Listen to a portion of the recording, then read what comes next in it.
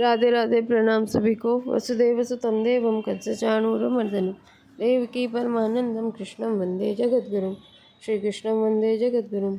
पिछले वीडियो में श्लोक संख्या 32 तक की चर्चा हो गई थी। अब आगे 33वें श्लोक से अब भक्ति के शेष दो अधिकारियों का वर्णन आगे के श्लोक में करते हैं। किम पुनर्ब्रह्मणा पुण्या भक्ता राजर्षिस्तथा अनित्यम सुखम लोकमिमं प्राप्य भजस्व माम्। जो पवित्र आचरण करने वाले ब्राह्मण और ऋषि स्वरूप क्षत्रिय भगवान के भक्त हो वे परम गति को प्राप्त हो जाएं, इसमें तो कहना ही क्या है। इसलिए इस अनित्य और सुख रहित शरीर को प्राप्त करके तू मेरा भजन कर। व्याख्या। किम पुनर्ब्रह्मणा पुण्या भक्ता राजर्षिस्तथा। जब वर्तमान में पाप करने वाला सांगोपांग दुराचारी और पूर्व जन्म के पापों के कारण नीच योनियों में जन्म लेने वाले प्राणी तथा स्त्रियां, वैश्य और शूद्र ये सभी मेरे शरण होकर मेरा आश्रय लेकर परम गति को प्राप्त हो जाते हैं, परम पवित्र हो जाते हैं, तो फिर जिनके पूर्व जन्म के आचरण भी अच्छे हो और इस जन्म में भी उत्तम कुल में जन्म हुआ हो, ऐसे पवित्र ब्राह्मण और पवित्र क्षत्रिय अगर मेरी शरण हो जाए, मेरे भक्त बन जाए, तो वे परम गति को प्राप्त हो जाएंगे।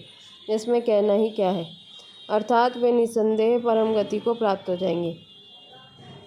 पहले 30वें श्लोक में जिनको दुराचारी कहा है उसके विपक्ष में यहाँ पुण्य पद आया है, और 32वें श्लोक में जिनको पाप योनि कहा है उनके विपक्ष में यहाँ ब्राह्मणा पद आया है। इसका आशय है कि ब्राह्मण सदाचारी भी है और पवित्र जन्म वाले भी है। ऐसे ही इस जन्म में जो शुद्ध आचरण वाले क्षत्रिय हैं उनकी वर्तमान की पवित्रता को बताने के लिए यहाँ ऋषि शब्द आया है, और जिनके जन्मारंभक कर्म भी शुद्ध हैं यह बताने के लिए यहाँ राजन शब्द आया है। पवित्र ब्राह्मण और ऋषि स्वरूप क्षत्रिय इन दोनों के बीच में भक्ता पद देने का तात्पर्य है कि जिनके पूर्व जन्म के आचरण भी शुद्ध हैं और जो इस जन्म में भी सर्वथा पवित्र हैं, वे ब्राह्मण और क्षत्रिय अगर भगवान की भक्ति करने लग जाए तो उनके उद्धार में संदेह हो ही कैसे सकता है। पुण्य, ब्राह्मणा, राजर्षय और भक्ता ये तीन बातें कहने का तात्पर्य यह हुआ कि इस जन्म के आचरण से पवित्र और पूर्व जन्म के शुद्ध आचरणों के कारण इस जन्म में ऊंचे कुल में पैदा होने से पवित्र, ये दोनों तो बाह्य चीज़ें हैं, कारण कि कर्म मात्र बाहर से मन, बुद्धि, इंद्रियां और शरीर से बनते हैं, तो उनसे जो पवित्रता होगी वह भी बाह्य ही होगी। इस बाह्य शुद्धि के वाचक ही यहाँ पुण्य, ब्राह्मणा और राजर्षय ये दो पद आए हैं, परंतु जो भीतर से स्वयं भगवान के शरण होते हैं उनके लिए अर्थात स्वयं के लिए यहाँ भक्ता पद आया है। अनित्यम सुखम लोकम इमं प्राप्य भजस्व माम्। यह मनुष्य जन्म अनंत वर्ष जन्मों तक अंत करने वाला होने से अंतिम जन्म है। इस जन्म में मनुष्य भगवान के शरण होकर भगवान को भी सुख देने वाला बन सकता है। अतः यह मनुष्य जन्म पवित्र तो है पर अनित्य है, अनित्यम अर्थात नित्य रहने वाला नहीं है। किस समय छूट जाए इसका कुछ पता नहीं है, इसलिए जल्दी से जल्दी अपने उद्धार में लग जाना चाहिए। इस मनुष्य शरीर में सुख भी नहीं है, असुखम। 8वें अध्याय के 15वें श्लोक में भगवान ने मनुष्य जन्म को दुखालय बताया है, इसलिए मनुष्य शरीर मिलने पर सुख भोग के लिए ललचाना नहीं चाहिए। ललचाने में और सुख भोगों में अपना भाव और समय खराब नहीं करना चाहिए।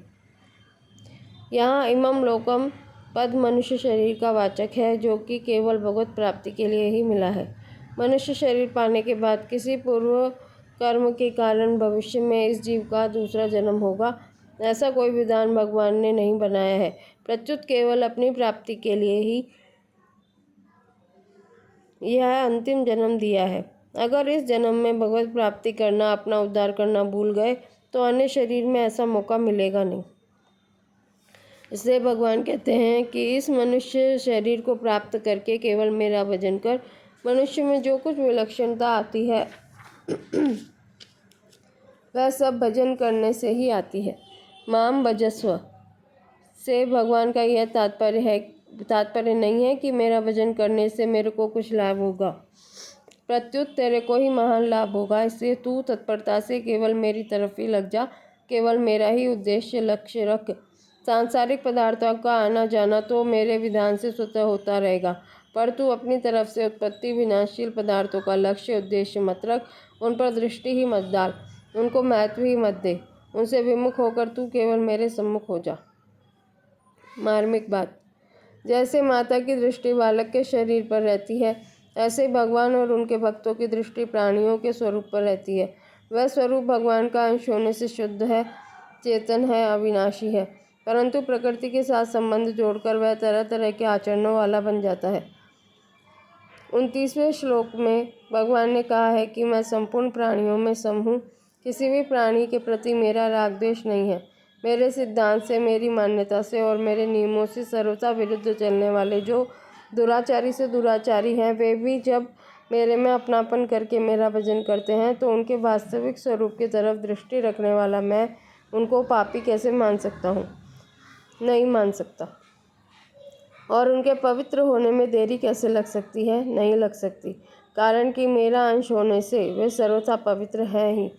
केवल उत्पन्न और नष्ट होने वाले आगंतुक दोषों को लेकर वे स्वयं से दोषी कैसे हो सकते हैं और मैं उनको दोषी कैसे मान सकता हूँ?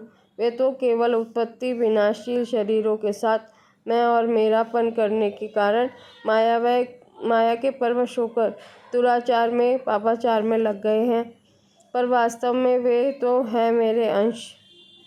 ऐसे ही जो पाप योनि वाले अर्थात पूर्व के पापों के कारण जिनका चांडाल आदि नीच योनियों में और पशु पक्षी आदि तिर्यक योनियों में जन्म हुआ है, वे तो अपने पूर्व के पापों से मुक्त हो रहे हैं। अतः ऐसे पाप योनि वाले प्राणी भी मेरे शरण होकर मेरे को पुकारे तो उनका भी उद्धार हो सकता है। इस प्रकार भगवान ने वर्तमान के पापी और पूर्व जन्म के पापी, इन दो नीच दर्जे के मनुष्यों का वर्णन किया है। अब आगे भगवान ने मध्यम दर्जे के मनुष्यों का वर्णन किया। पहले स्त्रीय पद से स्त्री जाति को लिया, इसमें ब्राह्मणों और क्षत्रियों की स्त्रियां भी आ गई, जो वैश्यों के लिए भी वंदनीय है। अतः इनको पहले रखा है। जो ब्राह्मणों और क्षत्रियों के समान पुण्यात्मा नहीं है पर द्विजाति है, वे वैश्य हैं। जो द्विजाति नहीं है अर्थात जो वैश्यों के समान पवित्र नहीं है, वे शूद्र हैं। वे स्त्रियां, वैश्य और शूद्र भी मेरा आश्रय लेकर परम गति को प्राप्त हो जाते हैं। जो उत्तम दर्जे के मनुष्य हैं अर्थात जो पूर्व जन्म से अच्छे आचरण होने पर और इस जन्म में ऊंचे कुल में पैदा होने से पवित्र हैं, ऐसे ब्राह्मण और क्षत्रिय भी मेरा आश्रय लेकर परम गति को प्राप्त हो जाए, इसमें संदेह ही क्या है। भगवान ने यहाँ भक्ति के 7 अधिकारियों के नाम लिए हैं। दुराचारी, पाप योनि स्त्रियाँ, वैश्य, शूद्र, ब्राह्मण और क्षत्रिय। इन 7 में सबसे पहले भगवान को श्रेष्ठ अधिकारी का अर्थात पवित्र भक्त ब्राह्मण का, क्षत्रिय का नाम लेना चाहिए था, परंतु भगवान ने सबसे पहले दुराचारी का नाम लिया है। इसका कारण यह है कि भक्ति में जो जितना छोटा और अभिमान रहित होता है वह भगवान को उतना ही अधिक प्यारा लगता है। दुराचारी में अच्छाई का, सद्गुण सदाचारों का अभिमान नहीं होता, इसलिए उसमें स्वाभाविक ही छोटापन और दीनता रहती है। अतः भगवान सबसे पहले दुराचारी का नाम लेते हैं। इसी कारण से 12वें अध्याय में भगवान ने सिद्ध भक्तों को प्यारा और साधक भक्तों को अत्यंत प्यारा बताया है। अब इस विषय में एक ध्यान देने की बात है कि भगवान ने यहाँ भक्ति के जो 7 अधिकारी बताए हैं उनका विभाग वर्ण, ब्राह्मण, क्षत्रिय, वैश्य और शूद्र, आचरण, दुराचारी और पापयोनि और व्यक्तित्व स्त्रियां को लेकर किया गया है। इससे सिद्ध होता है कि वर्ण, जन्म, आचरण और व्यक्तित्व से भगवान की भक्ति में कोई फर्क नहीं पड़ता, क्योंकि इन तीनों का संबंध शरीर के साथ है, परंतु भगवान का संबंध स्वरूप के साथ है, शरीर के साथ नहीं। स्वरूप से तो सभी भगवान के ही अंश हैं। जब वे भगवान के साथ संबंध जोड़कर उनके सम्मुख होकर भगवान का भजन करते हैं, तब उनके उद्धार में कहीं किंचन मात्र भी फर्क नहीं होता, क्योंकि भगवान के अंश होने से वे पवित्र और उद्धार स्वरूप ही हैं। तात्पर्य यह हुआ कि भक्ति के 7 अधिकारियों में जो कुछ विलक्षणता, विशेषता आई है, वह किसी वर्ण, आश्रम, भाव, आचरण आदि को लेकर नहीं आई, प्रत्युत भगवान के संबंध से, भगवत भक्ति से आई है। 7वें अध्याय के 16वें श्लोक में तो भगवान ने भावों के अनुसार भक्तों के 4 भेद बताए और यहाँ वर्ण, आचरण एवं व्यक्तित्व के अनुसार भक्ति के अधिकारियों के 7 भेद बताए। इसका तात्पर्य है कि भावों को लेकर तो भक्तों में भिन्नता है, पर वर्ण, आचरण आदि को लेकर कोई भिन्नता नहीं है। अर्थात भक्ति के सभी अधिकारी हैं। हाँ, कोई भगवान को नहीं चाहता और नहीं मानता, यह बात दूसरी है, पर भगवान की तरफ से कोई भी भक्ति का अधिकारी नहीं है।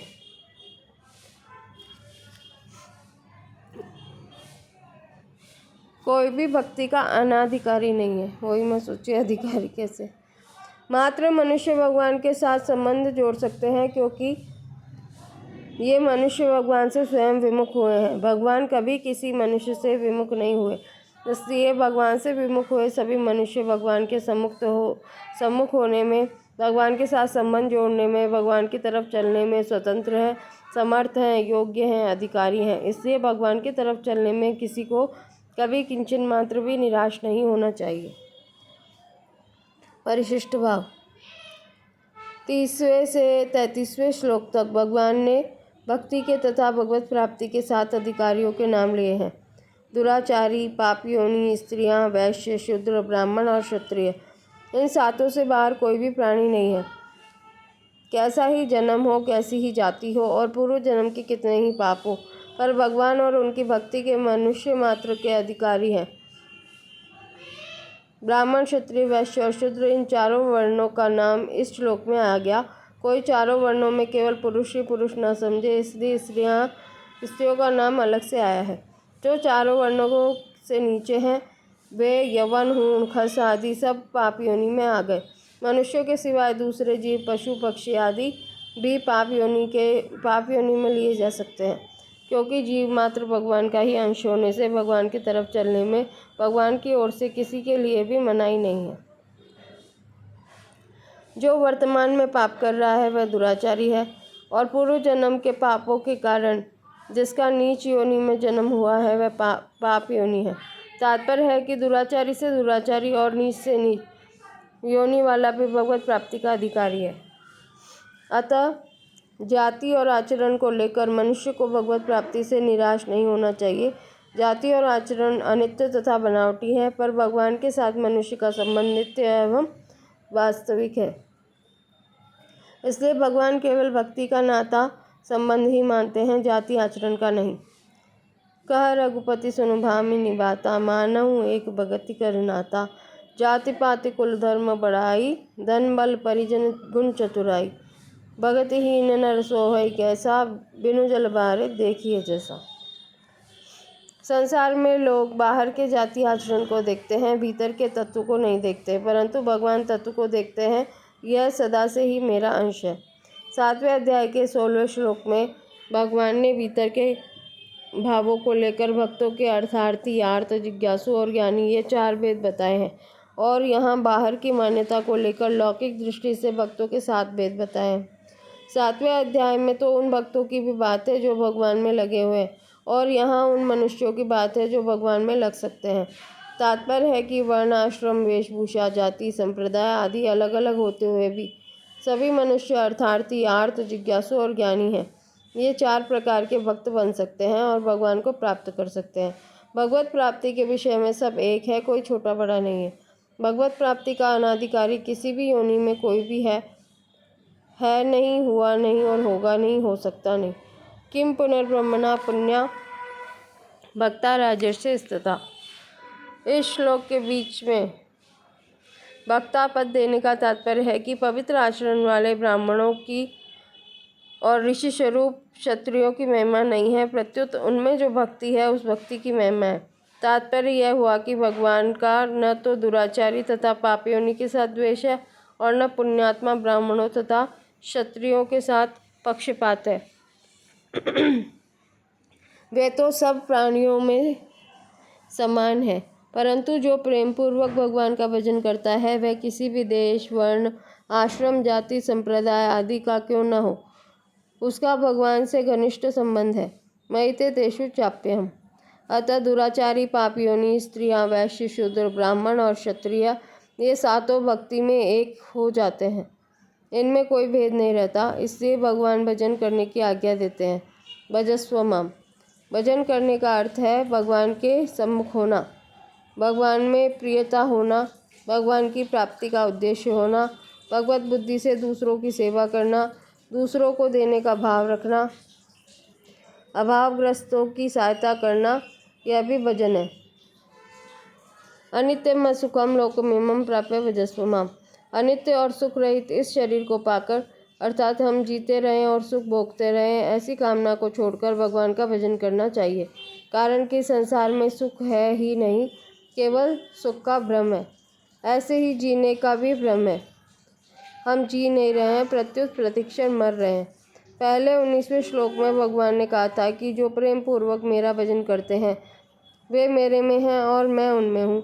इसलिए यहाँ भगवान भजन करने की आज्ञा देते हैं, भजस्व माम। 19वें श्लोक से लेकर 33वें श्लोक तक भगवान के भजन की ही बात मुख्य आई है। अब आगे के श्लोक में उस भजन का स्वरूप बताते हैं। मन्मना भव मद्भक्तो मात्याजी माम नमस्करु मामेवस्य युक्तैव महात्मानं मत्परायण। तू मेरा भक्त हो जा, मुझ में मन वाला हो जा, मेरा पूजन करने वाला हो जा और मुझे नमस्कार कर। इस प्रकार अपने आप को मेरे साथ लगाकर मेरे परायण हुआ तू मुझे ही प्राप्त होगा। व्याख्या। अपने हृदय की बात वही कही जाती है जहाँ सुनने वाले में कहने वाले के प्रति दोष दृष्टि न हो, प्रत्युत आदर भाव हो। अर्जुन दोष दृष्टि से रहित है, इसलिए भगवान ने उनको अनसूये हुए कहा है। इसी कारण भगवान यहाँ अर्जुन के सामने अपने हृदय की गोपनीय बात कह रहे हैं। मद भक्त, मेरा भक्त हो जा। कहने का तात्पर्य है कि तू केवल मेरे साथ ही अपनापन कर, केवल मेरे साथ ही संबंध जोड़, जो कि अनादिकाल से स्वतः सिद्ध है। केवल भूल से ही शरीर और संसार के साथ अपना संबंध मान रखा है, अर्थात मैं अमुक वर्ण का हूँ, अमुक आश्रम का हूँ, अमुक संप्रदाय का हूँ, अमुक नाम वाला हूँ। इस प्रकार वर्ण आश्रम आदि को अपनी अहमता से मान रखा है। इसलिए अब असत रूप से बनी हुई अवास्तविक अहमता को वास्तविक सत्य रूप में बदल दे कि मैं तुम्हारा हूँ और तुम मेरे हो। फिर तेरा मेरे साथ स्वाभाविक ही अपनापन हो जाएगा, जो कि वास्तव में है। मन मना भव, मन वही लगता है जहाँ अपनापन होता है, प्रियता होती है। तेरा मेरे साथ जो अखंड संबंध है उसको मैं तो नहीं भूल सकता, पर तू भूल सकता है। इसलिए तेरे को मेरे में मन वाला हो जा, ऐसा कहना पड़ता है।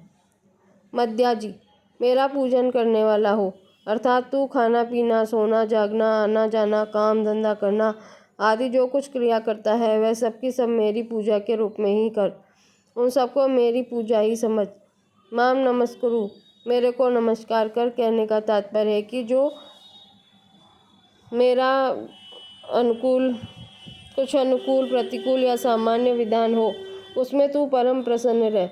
मैं चाहे तेरे मन और मान्यता से सर्वथा विरुद्ध फैसला दे दूं तो भी उसमें तू प्रसन्न रह। जो मनुष्य हानि और परलोक के भय से मेरे चरणों में पड़ते हैं, मेरी शरण होते हैं, वह वास्तव में अपने सुख और सुविधा के ही शरण होते हैं, मेरी शरण नहीं। मेरी शरण होने पर किसी से कुछ भी सुख सुविधा पाने की इच्छा होती है तो वह सर्वथा मेरे शरणागत कहाँ हुआ। कारण कि वह जब तक कुछ न कुछ सुख सुविधा चाहता है तब तक वह अपना कुछ स्वतंत्र अस्तित्व मानता है। वास्तव में मेरे चरणों में पड़ा हुआ वही माना जाता है जो अपनी कुछ भी मान्यता न रखकर मेरी मर्जी में अपने मन को मिला देता है। उसमें मेरे से ही नहीं, प्रत्युत संसार मात्र से भी अपने सुख सुविधा सम्मान को किंचन गंध मात्र भी नहीं रहती। अनुकूलता प्रतिकूलता का ज्ञान होने पर भी उस पर उसका कुछ भी असर नहीं होता। अर्थात मेरे द्वारा कोई अनुकूल प्रतिकूल घटना घटती है तो वो मेरे पर आयन रहने वाले भक्त की उस घटना में विषमता नहीं होती। अनुकूल प्रतिकूल ज्ञान होने पर भी वह घटना उसको दो रूप से नहीं दिखती, प्रत्युत केवल मेरी कृपा से दिखती है। मेरा किया हुआ विधान चाहे शरीर के अनुकूल हो चाहे प्रतिकूल हो, मेरा विधान कैसी भी घटना घटे उसको मेरा दिया हुआ प्रसाद मानकर परम प्रसन्न रहना चाहिए। अगर मन के प्रतिकूल से प्रतिकूल घटना घटती है तो उसमें मेरी विशेष कृपा माननी चाहिए, क्योंकि उस घटना में उसकी सहमति नहीं है।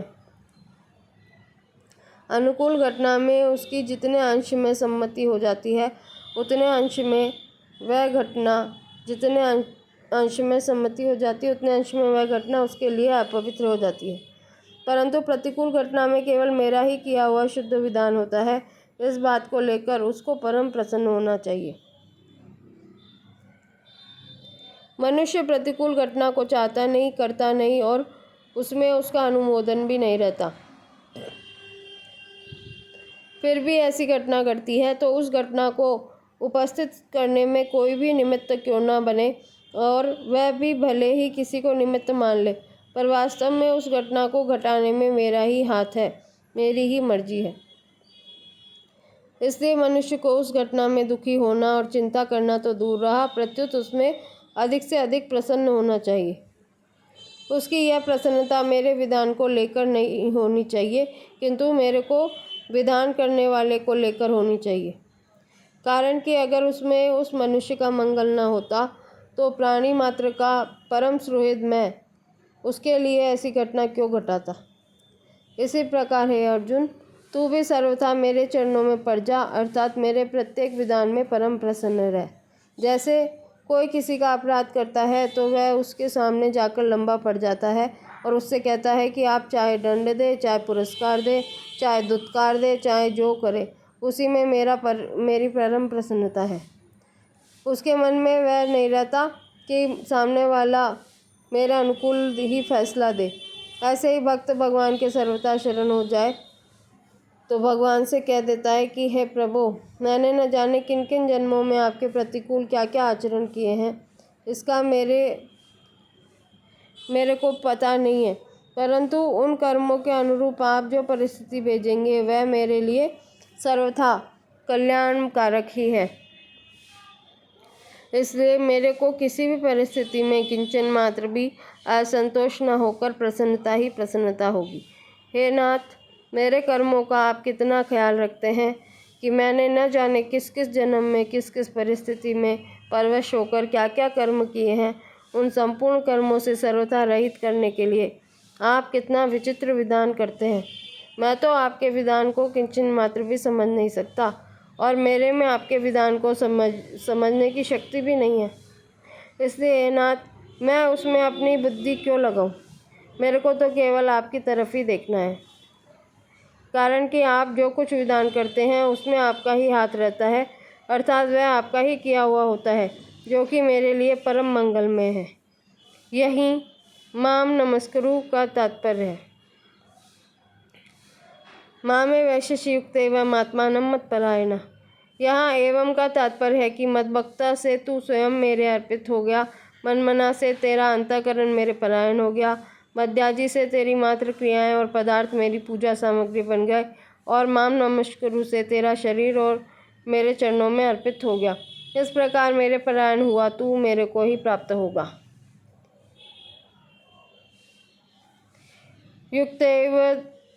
युक्तैवात्मानम्, अपने आपको मेरे में लगाकर कहने का तात्पर्य यह हुआ कि मैं भगवान का ही हूँ। ऐसे अपनी अहमता का परिवर्तन होने पर शरीर, इंद्रिया, मन, बुद्धि, पदार्थ, क्रिया वे सब के सब मेरे में ही लग जाएंगे। इसी का नाम शरणागति है। ऐसी शरणागति होने पर मेरी ही प्राप्ति होगी, इसमें संदेह नहीं है। मेरी प्राप्ति में संदेह वहीं होता है जहाँ मेरे सिवाय दूसरे की कामना है, आदर है, महत्व बुद्धि है। कारण की कामना, महत्व बुद्धि, आसक्ति आदि होने पर सब जगह परिपूर्ण रहते हुए भी मेरी प्राप्ति नहीं होती। मतपरायण का तात्पर्य है कि मेरी मर्जी के बिना कुछ भी करने कराने की किंचन मात्र भी स्फूर्णा नहीं रहे, मेरे साथ सर्वथा अभिन्न होकर मेरे हाथ का खिलौना बन गया।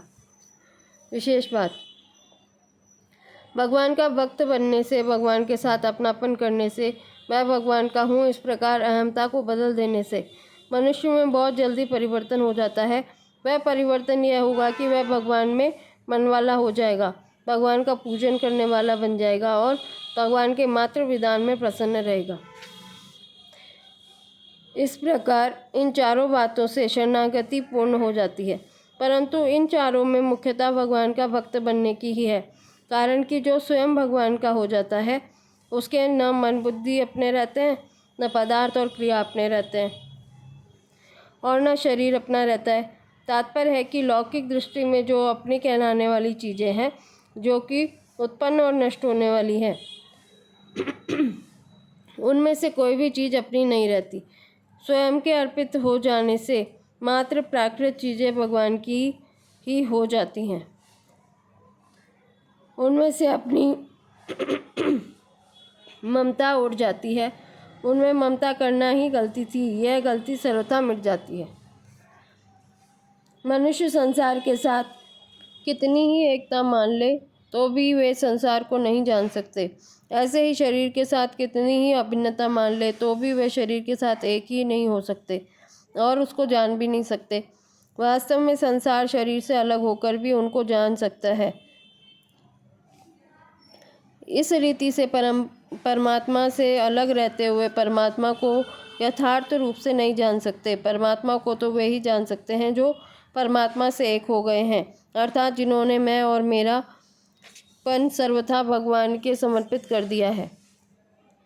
मैं और मेरापन तो दूर रहा, मैं और मेरे अपन की गंध भी अपने में ना रहे तो मैं भी कुछ हूँ, मेरा भी कोई सिद्धांत है, मेरी भी कुछ मान्यता है आदि। जैसे प्राणी शरीर के साथ अपनी एकता मान लेता है तो स्वाभाविक ही शरीर का सुख दुख अपना सुख दुख दिखता है, फिर उसको शरीर से अलग अपने अस्तित्व का भान नहीं होता। ऐसे ही भगवान के साथ अपनी स्वतः सिद्ध एकता का अनुभव होने पर भक्त का अपना किंचन मात्र भी अलग अस्तित्व नहीं रहता। जैसे संसार में भगवान की मर्जी से जो कुछ परिवर्तन होता है उसका भक्त पर असर नहीं पड़ता, ऐसे ही उसके स्थूल सूक्ष्म और कारण शरीर में जो कुछ परिवर्तन होता है उसका उस पर कुछ भी असर नहीं पड़ता। उसके शरीर द्वारा भगवान की मर्जी से स्वतः स्वाभाविक क्रिया होती रहती है। यही वास्तव में भगवान की परायणता है। भगवान को प्राप्त होने का तात्पर्य है कि भगवान के साथ अभिन्नता हो जाती है, जो कि वास्तविकता है। यह अभिन्नता भेदभाव से भी होती है और अभेदभाव से भी होती है। जैसे श्री जी की भगवान श्री कृष्ण के साथ अभिन्नता है। मूल में भगवान श्री कृष्ण ही श्री जी और कृष्ण श्री कृष्ण इन दो रूपों में प्रकट हुए हैं। दो रूप होते हुए भी श्री जी भगवान से भिन्न नहीं है और भगवान श्री जी से भिन्न नहीं है, परंतु परस्पर रस प्रेम का आदान प्रदान करने के लिए उनमें योग और वियोग की लीला होती रहती है। वास्तव में उनके योग में भी वियोग है और वियोग में भी योग है, अर्थात योग से वियोग और वियोग से योग पुष्ट होता रहता है, जिसमें अनिर्वचनीय प्रेम की वृद्धि होती रहती है। इस अनिर्वचनीय और प्रतिक्षण वर्धमान प्रेम को प्राप्त हो जाना ही भगवान को प्राप्त होना है। 7वें और 9वें अध्याय के विषय की एकता। 7वें अध्याय के आरंभ में भगवान ने विज्ञान सहित ज्ञान अर्थात राजविद्या को पूर्णता कहने की प्रतिज्ञा की थी। ज्ञानम तेहम सविज्ञानम इदम वक्ष्यामि शेषतः। 7वें अध्याय में भगवान के कहने का जो प्रभाव चल रहा था, 8वें अध्याय के आरंभ में अर्जुन के प्रश्न करने से उसमें कुछ परिवर्तन आ गया। अतः 8वें अध्याय का विषय समाप्त होते ही भगवान अर्जुन के बिना पूछे ही इदम तू ते गुह्यतमं प्रवक्ष्याम्यनसूयवे ज्ञानम विज्ञान सहितम कहकर अपनी तरफ से पुनः विज्ञान सहित ज्ञान कहना शुरू कर देते हैं। 7वें अध्याय में भगवान ने जो विषय 30 श्लोकों में कहा था उसी विषय को 9वें अध्याय के आरंभ से लेकर 10वें अध्याय के 11वें श्लोक तक लगातार कहते ही चले जाते हैं। इन श्लोकों में कही हुई बातों का अर्जुन पर बड़ा प्रभाव पड़ता है, जिससे वे 10वें अध्याय के 12वें श्लोक से 18वें श्लोक तक भगवान की स्तुति और प्रार्थना करते हैं। तात्पर्य यह हुआ कि 7वें अध्याय में कही हुई बात को भगवान ने 9वें अध्याय में संक्षेप से, विस्तार से अथवा प्रकारांतर से कहा है। 7वें अध्याय के पहले श्लोक में मैया सप्तमना आदि पदों से जो विषय संक्षेप में कहा था उसी को 9वें अध्याय के 34वें श्लोक में मनमना आदि पदों से थोड़ा विस्तार से कहा है। 7वें अध्याय के दूसरे श्लोक में भगवान ने कहा कि मैं विज्ञान सहित ज्ञान कहूँगा, जिसको जानने से फिर जानना बाकी नहीं रहेगा। यही बात भगवान ने 9वें अध्याय के पहले श्लोक में कही कि मैं विज्ञान सहित ज्ञान कहूँगा, जिसको जानकर तू अशुभ से मुक्त हो जाएगा। मुक्ति होने से फिर जानना बाकी नहीं रहता। इस प्रकार भगवान ने 7वें और 9वें दोनों ही अध्यायों के आरंभ में विज्ञान सहित ज्ञान कहने की प्रतिज्ञा की और दोनों का एक ही फल बताया। 7वें अध्याय के 3 श्लोक में भगवान ने कहा कि हजारों में से कोई एक मनुष्य वास्तविक सिद्धि के लिए यत्न करता है और यत्न करने वालों में कोई एक मेरे को तत्व से जानता है। इसका कारण 9वें अध्याय के 3 श्लोक में बताते हैं कि इस विज्ञान सहित ज्ञान पर श्रद्धा न रखने से मनुष्य मेरे को प्राप्त न हो करके मौत के रास्ते में चले जाते हैं, अर्थात बार बार जन्मते मरते रहते हैं। 7वें अध्याय के 6 श्लोक में भगवान ने अपने को संपूर्ण जगत का प्रभव और प्रलय बताया। यही बात 9वें अध्याय के 18वें श्लोक में प्रभव और प्रलय पदों से बताई। 7वें अध्याय के 10वें श्लोक में भगवान ने अपने को सनातन बीज बताया और 9वें अध्याय के 18वें श्लोक में अपने को अव्यय बीज बताया।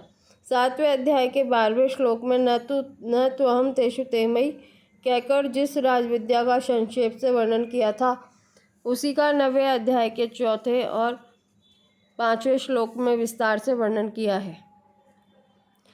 7वें अध्याय के 13वें श्लोक में भगवान ने संपूर्ण प्राणियों को तीनों गुणों से मोहित बताया और 9वें अध्याय के 8वें श्लोक में संपूर्ण प्राणियों को प्रकृति के परवश हुआ बताया। 7वें अध्याय के 14वें श्लोक में भगवान ने कहा कि जो मनुष्य मेरे ही शरण हो जाते हैं वे माया को तर जाते हैं और 9वें अध्याय के 22वें श्लोक में कहा कि जो अनन्य भक्त मेरा चिंतन करते हुए मेरी उपासना करते हैं उनका योगक्षेम मैं वहन करता हूँ। 7वें अध्याय के 15वें श्लोक में भगवान ने न माम दुष्कृतिनो मूढ़ा कहा था, उसी को 9वें अध्याय के 11वें श्लोक में अवजानन्ति माम मूढ़ा कहा है। 7वें अध्याय के 15वें श्लोक में भगवान ने आसुरम भाव आश्रिता पदों से जो बात कही थी वही बात 9वें अध्याय के 12वें श्लोक में राक्षसी मासुरीम चैव प्रकृतिम मोहिनीम श्रिता पदों से कही है। 7वें अध्याय के 16वें श्लोक में जिनको सुकृतना कहा था उन्हीं को 9वें अध्याय के 13वें श्लोक में महात्मा ने कहा है। 7वें अध्याय के 16वें से 18वें श्लोक तक सकाम और निष्काम भाव को लेकर भक्तों के साथ 4 प्रकार बताए और 9वें अध्याय के 30वें से 33वें श्लोक तक वर्ण आचरण और व्यक्ति को लेकर भक्तों के साथ भेद बताए। 7वें अध्याय के 19वें श्लोक में भगवान ने महात्मा की दृष्टि से वासुदेव सर्वम कहा और 9वें अध्याय के 19वें श्लोक में भगवान ने अपनी दृष्टि से सच्चा अहम कहा। भगवान से विमुख होकर अन्य देवताओं में लगने में खास 2 बात ही कारण है। पहला कामना और दूसरा भगवान को न पहचानना। 7वें अध्याय के 20वें श्लोक में कामना के कारण देवताओं के शरण होने की बात कही गई और 9वें अध्याय के 23वें श्लोक में भगवान को न पहचानने के कारण देवताओं का पूजन करने की बात कही गई। 7वें अध्याय के 23वें श्लोक में सकाम पुरुषों को अंत वाला नाशवान फल मिलने की बात कही और 9वें अध्याय के 21वें श्लोक में सकाम पुरुषों के आवागमन को प्राप्त होने की बात कही। 7वें अध्याय के 23वें श्लोक में भगवान ने कहा कि देवताओं के भक्त देवताओं को और मेरे भक्त मेरे को प्राप्त होते हैं। यही बात भगवान ने 9वें अध्याय के 25वें श्लोक में भी कही थी। 7वें अध्याय के 24वें श्लोक के पूर्वार्ध में भगवान ने जो अव्यक्तम व्यक्ति मापन्नम मन्यन्ते माम बुद्धेय कहा उसी को 9वें अध्याय के 11वें श्लोक के पूर्वार्ध में अवजानन्ति माम मूढ़ा मानुष्यम तनुमाश्रितम कहा है। ऐसे ही 7वें अध्याय के 24वें श्लोक के उत्तरार्ध में जो परम भाव जानन्तो ममाव्ययमनुत्तमम कहा था उसी को 9वें अध्याय के 11वें श्लोक में उत्तरार्ध में परम भाव जानन्तो मम भूतम ऐश्वरम कहा है।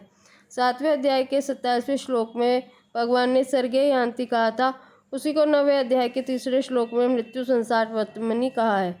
7वें अध्याय के 30वें श्लोक में भगवान ने अपने को जानने की बात मुख्य बताई है और 9वें अध्याय के 34वें श्लोक में भगवान ने अर्पण करने की बात मुख्य बताई है। परिशिष्ट भाव। इस श्लोक में अहमता परिवर्तन की बात मुख्य है। भक्त मैं भगवान का हूँ इस प्रकार अपनी अहमता को बदलता है और खुद का संबंध भगवान से जोड़ता है। वह साधन निष्ठ न होकर भगवान निष्ठ होता है, इसलिए उसको संसार के संबंध का त्याग करना नहीं पड़ता, प्रत्युत वह स्वतः छूट जाता है। कारण कि वर्ण आश्रम जाति योग्यता अधिकार कर्म गुण आदि का भेद न होने पर भी वे सब आगंतुक हैं, पर स्वयं के साथ भगवान का संबंध आगंतुक नहीं है, प्रत्युत अनादि, नित्य और स्वतः सिद्ध है। ओम तत्सदिति श्रीमद्भगवद्गीतासु उपनिषत्सु ब्रह्म विद्यायां योगशास्त्रे श्री कृष्णार्जुन संवादे राजविद्या राजगुह्य योगो नाम नवमो अध्यायः। इस प्रकार ओम तत्सत इन भगवान नामों के आज उच्चारण पूर्वक ब्रह्म विद्या और योग शास्त्र में श्रीमद् भगवद गीतोपनिषद रूप श्री कृष्णार्जुन संवाद में राजविद्या राजगुह्य योग नामक नवा अध्याय पूर्ण हुआ। इस अध्याय में भगवान ने जो मया तत्मिदम सर्वम आदि उपदेश दिया है वह सब विद्याओं का राजा है, और जो भगवान ने अपने आप को प्रकट करके अर्जुन को अपने शरण होने और अपने में मन लगाने के लिए कहा है वह संपूर्ण गोपनीय भाव का राजा है। इन दोनों राजविद्या और राजगुह्य को तत्व से समझ लेने पर योग नित्य योग का अनुभव हो जाता है। अतः इस अध्याय का नाम राजविद्या राजगुह्य योग रखा गया है। नवे अध्याय के पद, अक्षर और वाच। इस अध्याय में अतः नवमो अध्याय के 3 श्री भगवान वाच के 2 श्लोक के 446 और पुष्पिका के 13 पद है। इस प्रकार संपूर्ण पदों का योग 464 है। अतः नवमो अध्याय के 7 श्री भगवान वाच के 7 श्लोकों के 1112 और पुष्पिका के 51 अक्षर हैं। इस प्रकार संपूर्ण अक्षरों का योग 1177 है। इस अध्याय के 34 श्लोकों में से 20वां और 21वां ये 2 श्लोक 24वें अक्षरों के हैं, 44 अक्षरों के हैं और शेष 32 श्लोक 32 अक्षरों के हैं। इस अध्याय में एक उवाच है श्री भगवान उवाच। नवे अध्याय में प्रयुक्त छंद। इस अध्याय के 34 श्लोकों में से 20वां और 21वां ये 2 श्लोक उपजाति छंद वाले हैं। बचे हुए 32 श्लोकों में से पहले श्लोक के प्रथम चरणों में भगन और तृतीय चरण में नगन प्रयुक्त होने से संकीर्ण विपुला, दूसरे श्लोक के प्रथम चरण में रगन प्रयुक्त होने से र विपुला, तीसरे और 10वें श्लोक के प्रथम चरण में भगन प्रयुक्त होने से भय विपुला, 17वें श्लोक के प्रथम चरण में और 13वें तथा 26वें श्लोक के तृतीय चरण में नगन प्रयुक्त होने से न विपुला संज्ञा वाले छंद है। शेष 25 श्लोक ठीक पथ्यावक्र अनुष्टुप छंद के लक्षणों से युक्त है। नवे अध्याय का सार। भगवान ने 7वें अध्याय से ज्ञान और विज्ञान का विषय कहना आरंभ किया है। ज्ञान से संसार से मुक्ति होती है और विज्ञान से भगवान में प्रेम होता है। बीच में अर्जुन के प्रश्न करने पर 8वें अध्याय में दूसरा विषय चला, परंतु 9वें अध्याय से भगवान पुनः वही विषय कहना आरंभ करते हैं। 7वें अध्याय में भगवान ने संसार की उत्पत्ति का कारण बताया कि परा और अपरा इन दोनों मेरी प्रकृतियों के संयोग से ही संपूर्ण प्राणियों की उत्पत्ति होती है। परंतु 9वें अध्याय में संसार की स्थिति बताते हैं कि जिनकी दृष्टि में संसार की सत्ता है उन साधकों के लिए संसार मेरे में है और मैं संसार में हूँ। इसी को 6ठे अध्याय में कहा है यो माम पश्यति सर्वत्र सर्वम च मयि पश्यति। परंतु जिन सिद्ध महापुरुषों की दृष्टि में संसार की स्वतंत्र सत्ता नहीं है, उनकी दृष्टि में एक मैं ही हूँ, मैं हूँ वासुदेवः सर्वम। भगवान कहते हैं कि यद्यपि संपूर्ण प्राणियों को उत्पन्न करने वाला तथा धारण करने वाला मैं ही हूँ, तथापि मैं उन प्राणियों के आश्रित नहीं हूँ, प्रत्युत वे प्राणी ही मेरे आश्रित है। जैसे आकाश में रहने वाली वायु आकाश के आश्रित होती है पर आकाश वायु के आश्रित नहीं होता, ऐसे ही परा और अपरा प्रकृति तो भगवान का स्वभाव होने से भगवान के आश्रित है, पर भगवान परा और अपरा प्रकृति के आश्रित नहीं है। इसलिए जैसे वायु आकाश से उत्पन्न होती है, आकाश में ही स्थित रहती है और आकाश में ही लीन होती है, इसलिए होती है, ऐसे ही संपूर्ण प्राणी महासर्ग में भगवान में ही प्रकट होते हैं, भगवान में ही स्थित रहते हैं और महाप्रलय में भगवान में ही लीन होते हैं। तात्पर्य है कि संपूर्ण प्राणी प्रकृति के आश्रित है और प्रकृति भगवान के आश्रित है। दूसरे शब्दों में भगवान के एक अंश में प्रकृति है और प्रकृति के एक अंश में प्राणी है। इसलिए सृष्टि की रचना करने पर भी भगवान सृष्टि रचना रूप कर्म से बनते नहीं, क्योंकि वास्तव में सृष्टि रचना का कार्य भगवान के आश्रित रहने वाली प्रकृति ही करती है। इस रहस्य को न जानने के कारण बेसमझ लोग भगवान को भी अपनी तरह शरीर के आश्रित मान लेते हैं, और जैसे हम शरीर के बिना नहीं रह सकते ऐसे ही भगवान भी शरीर के बिना नहीं रह सकते। ऐसे लोग आसुरी, राक्षसी और मोहिनी प्रकृति के आश्रित रहने वाले होते हैं। वास्तव में जैसे मनुष्य में शरीर और शरीर का भेद रहता है, ऐसे भगवान में शरीर और शरीरी भेद नहीं रहता। सच्चा अहम अर्जुना। इसलिए जो मनुष्य भगवान को प्रकृति के आश्रित नहीं समझते वे दैवी प्रकृति के आश्रित रहने वाले होते हैं, अर्थात वे प्रकृति के आश्रित न होकर भगवान के आश्रित होते हैं। भगवान के आश्रित होने के कारण वे महात्मा कहलाते हैं। कर्मयोग शरीर की मुख्यता से चलता है और ज्ञान योग शरीर की मुख्यता से चलता है। एक देश शरीर अथवा शरीरी को लेकर चलने से कर्मयोगी और ज्ञान योगी एक देशीय होते हैं, परंतु भक्ति योग भगवान की मुख्यता से चलता है। इसलिए भक्त को भगवान ने महात्मा अर्थात महान आत्मा कहा है। वे अनन्य मन से भगवान की मुख्यता से ही चलता है, इसलिए भक्त को भगवान ने महात्मा अर्थात महान आत्मा कहा है। वे अनन्य मन से भगवान का भजन करते हैं, कारण कि जब उनकी दृष्टि में एक भगवान के सिवाय अन्य की स्वतंत्र सत्ता है ही नहीं, तो फिर उनका मन भगवान को छोड़कर कहाँ जाए। इसलिए वह भगवान से नित्ययुक्त रहते हैं, कभी भगवान से अलग नहीं होते। नित्ययुक्ता नित्याभियुक्ता नाम।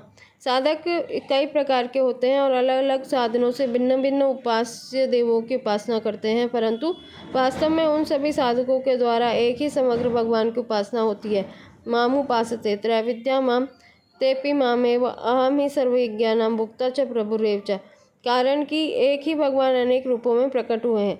इस रहस्य को न समझने के कारण जो लोग अपने उपास्य देव को भगवान से अलग मानकर सकाम भाव से उनकी उपासना करते हैं, उनकी उपासना वास्तव में भगवान के होने पर भी अविधि पूर्वक होती है, इसलिए उनका पतन हो जाता है, अर्थात वे जन्म मरण को प्राप्त होते हैं।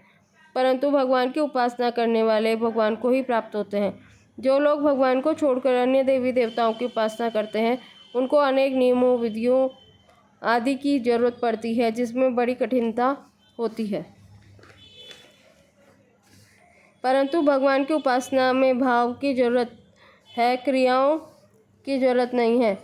भगवान क्रियाग्राही नहीं है, प्रत्युत भावग्राही है। भावग्राही जनार्दन। इसलिए भक्त को सुगमता पूर्वक भगवान की प्राप्ति हो जाती है। इतना ही नहीं, मनुष्य किसी भी आचरण वर्ण आश्रम जाति आदि का क्यों न हो, वह भगवान का भक्त होकर सुगमता पूर्वक भगवान को प्राप्त हो सकता है। 9वें अध्याय के अंत में भगवान कहते हैं मन मना भव। इसका तात्पर्य है कि जो कुछ भी है वह मैं ही हूँ, मेरे सिवाय और कुछ है ही नहीं।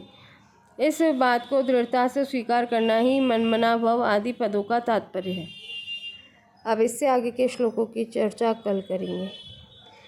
ठाकुर जी की कृपा से, स्वामी जी महाराज की कृपा से आज अपना 9वां अध्याय भी पूर्ण हो गया, मतलब आदि गीता जी पूर्ण हो गई है। आज कुल 18 अध्याय, गीता जी में 9 अध्याय आज हो गए, 9 अध्याय बाकी हैं।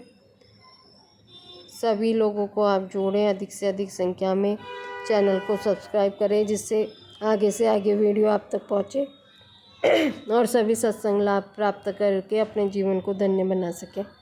स्वामी जी महाराज की वाणी उनको सुनने को मिल सके। इससे आगे के श्लोकों की चर्चा आप कल नया अध्याय 10वां अध्याय शुरू करेंगे। राधे राधे।